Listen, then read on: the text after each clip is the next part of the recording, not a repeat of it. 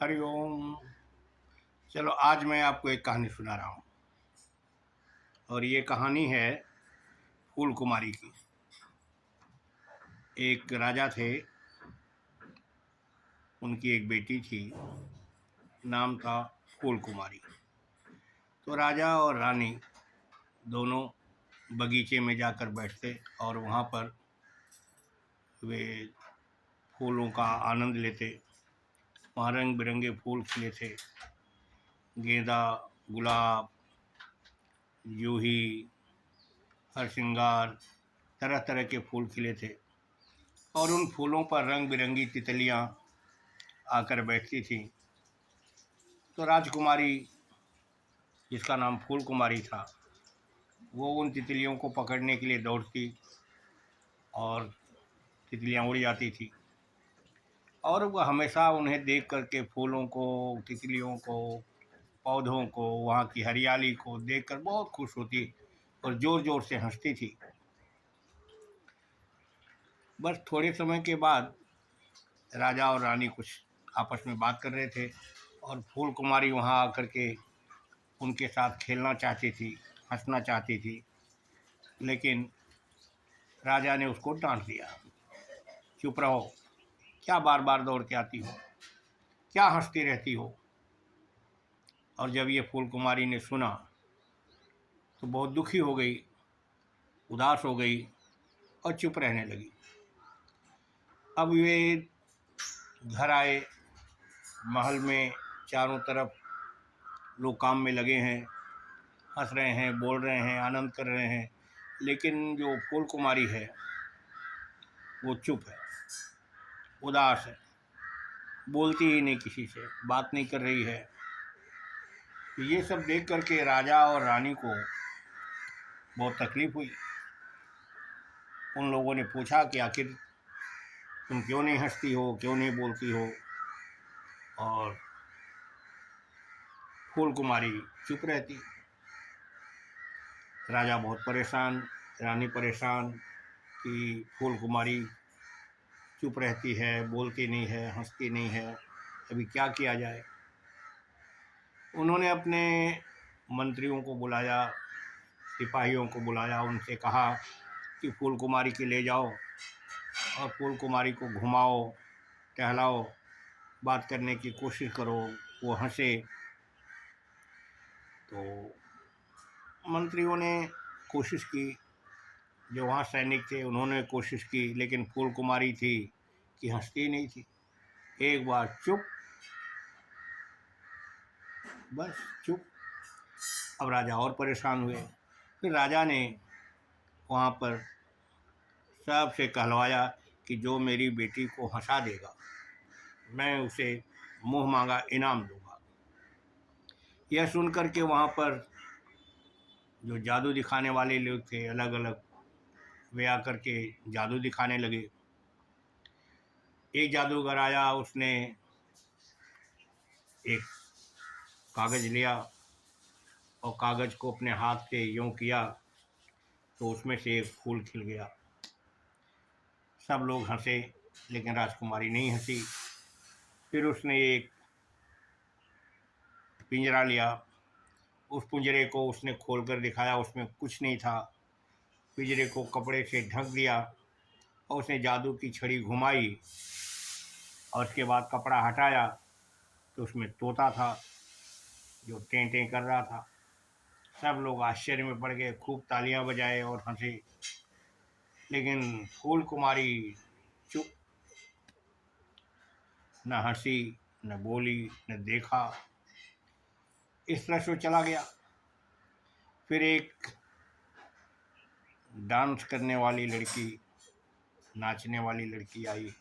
उसने बहुत तरह तरह के उसे नृत्य करके दिखाए, तरह तरह के उसने हाव भाव किए, लेकिन फूल कुमारी तभी नहीं हंसी, कुछ नहीं बोली। इसी तरह से बहुत सारे लोग आए, तरह तरह से हंसाने की, राजकुमारी को फिर से बोलने की, जो उसके अंदर ये उदासी थी उसे दूर करने की कोशिश की, लेकिन कुछ भी नहीं हुआ। महीनों बीत गए, राजा बहुत दुखी, रानी बहुत दुखी।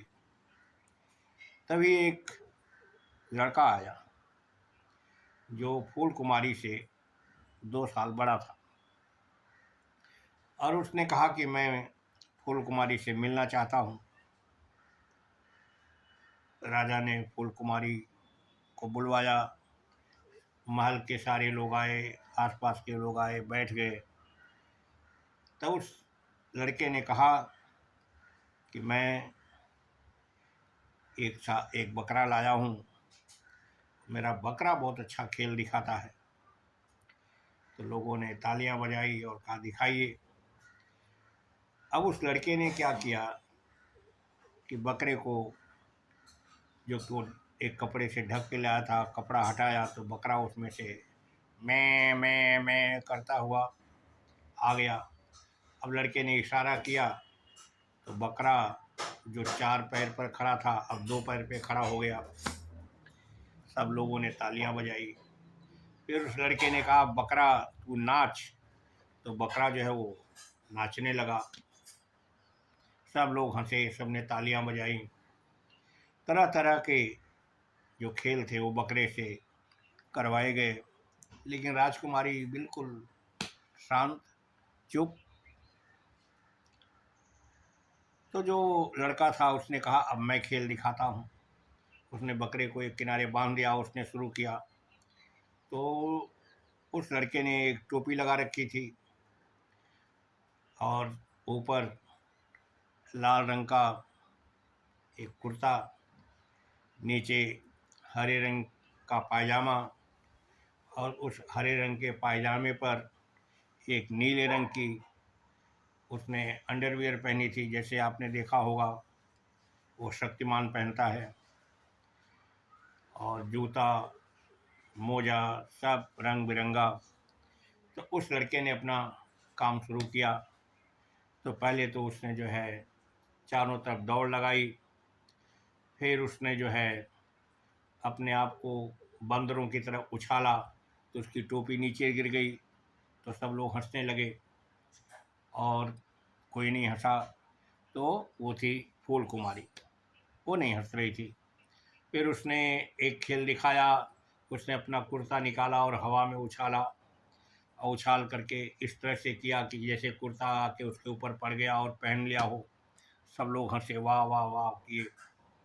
सब लोग हंसे, लेकिन फूल कुमारी नहीं हंसी। फिर उसने दौड़ लगाई, और दौड़ लगाते समय उसका जो पायजामा था, उसका जो नाड़ा था वो ढीला हो गया और उसका पायजामा गिर गया।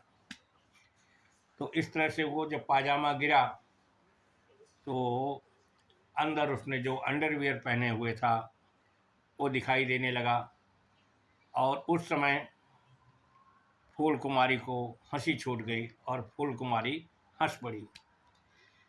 फूल कुमारी के हंसते ही सारे लोग हंसने लगे और तालियां बजाई।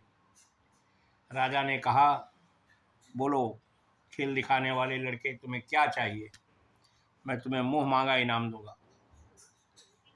तो उसने कहा कि अगर आप अपनी बात पर पक्के हैं, खरे हैं, तो मैं चाहता हूँ कि फूल कुमारी की शादी मेरे साथ कर दी। सारे लोग अवाक, अरे ये एक साधारण सा लड़का, खेल दिखाने वाला लड़का, और वो कह रहा था कि फूल कुमारी की शादी मेरे साथ कर दीजिए। तो राजा ने कहा बेटा तुम क्या कह रहे हो, ये हमारी राजकुमारी है और इसकी शादी हम किसी राजकुमार से ही कर सकते हैं। बाकी तुम जो चाहो हम तुम्हें दे सकते हैं, जितने पैसे मांगो, सोना मांगो, चांदी मांगो, सब देंगे। तब उस लड़के ने कहा कि श्रीमान मैं कोई साधारण लड़का नहीं हूँ, मैं आपके बगल के राज्य का राजकुमार हूँ, मैं भी राजा का बेटा हूँ। यह सुनते ही सब लोगों के मुंह आश्चर्य से खुल गए कि ये कोई साधारण लड़का हंसाने के लिए नहीं आया था, ये पड़ोसी देश का राजा और उसका बेटा है। तो यह सुनकर राजकुमारी, राजा, रानी सभी बहुत प्रसन्न हुए और उस समय राजा ने सबको आदेश दिया कि सब सामान इकट्ठा किया जाए और उस लड़के के पिता को, राजा को सूचना दी कि मैं आपके बेटे की शादी अपनी बेटी के साथ करना चाहता हूँ। बड़े धूमधाम से फूल कुमारी की शादी उस राजकुमार के साथ हो गई और कहानी यहाँ समाप्त हो गई। जय जय सिया राम, जय जय सिया राम। अब इसमें से 5 प्रश्न हैं। इन 5 प्रश्नों के उत्तर आप अपने मम्मी पापा को सुनाएं। पहला प्रश्न, राजा रानी फूल कुमारी को लेकर कहाँ जाते थे, कहाँ बैठते थे? प्रश्न 2, वहाँ पर कौन कौन से फूल खिले थे? प्रश्न 3, फूल कुमारी क्यों उदास रहने लगी थी? प्रश्न 4, अंत में फूल कुमारी को किसने हंसाया? प्रश्न 5, इस कहानी से हमें क्या सीख मिलती है?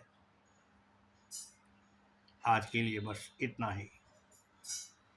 जय सिया राम।